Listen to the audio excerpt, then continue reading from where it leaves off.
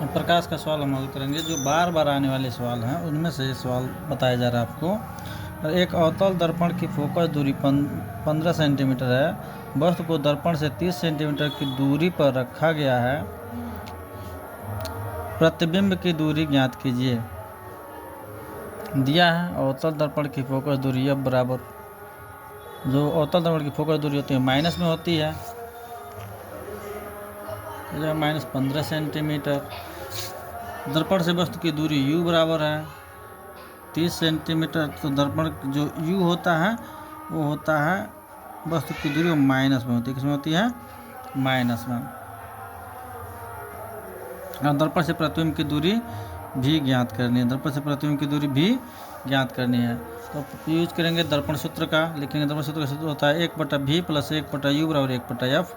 तो u का मान दे दिया है 30, माइनस के साथ रखेंगे। और अवतल दर्पण की फोकस दूरी जो दिया है 15 हो जाएगा -15।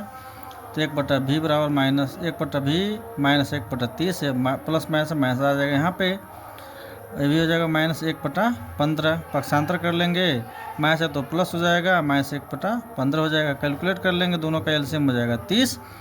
30 का भाग देंगे 30 में, 30 एकम 30, और इसको कैलकुलेट करेंगे 15 दूना 30 और 2 एकम 2, घटा लेंगे -1/30, तिरिया गुणा कर लेंगे। भी बराबर कितना हो जाएगा? -30 सेंटीमीटर। प्रतिबिंब कैसा बनेगा? हाँ वस्तु की ओर ही माइनस जब आएगा तो वस्तु की ओर ही बनेगा, प्लस आएगा तो वस्तु के दूसरी ओर प्रतिबिंब बनता है। वस्तु की ओर ही वास्तविक उल्टा प्रतिबिंब दर्पण से 30 सेंटीमीटर की दूरी पर बनेगा। जो दूसरा सवाल है वो है, दूसरा जो सवाल है, उत्तल दर्पण की फोकस दूरी 20 सेंटीमीटर है।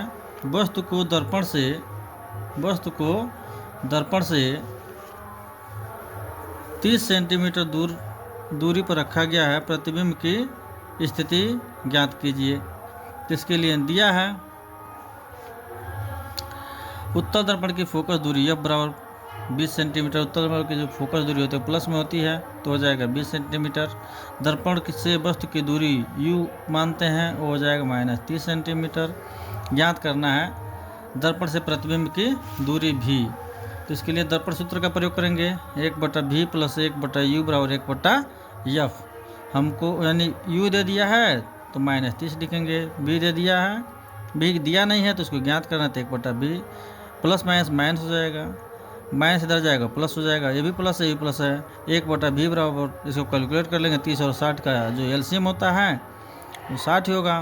अब 20 का भाग देंगे 60 में, आएगा 3, 3 एकम 3 हो जाएगा। फिर से भाग देंगे 3 दूना 60 और 2 एकम 2, 1/v बराबर हो जाएगा, दोनों को जोड़ लेंगे 5 और नीचे 60, इसको काट दिया जाए 12 हो जाएगा।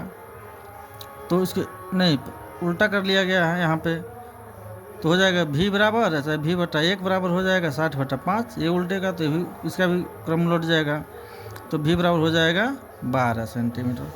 अब प्लस में आ गया तो हो जाएगा आभासी सीधा तथा दर्पण से 12 सेंटीमीटर की दूरी पर बनेगा।